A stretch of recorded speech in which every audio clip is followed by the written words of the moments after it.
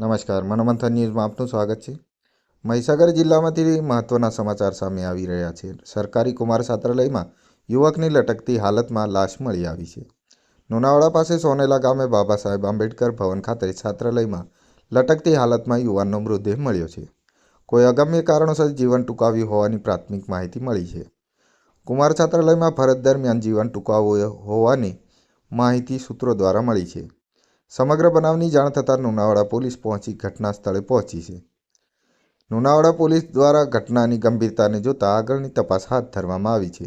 યુવકની હત્યા કે આત્મહત્યાને લઈ પોલીસે વધુ તપાસ હાથ ધરી છે। મનોમંથન ન્યૂઝ સંદીપ દેવાસી, મહીસાગર।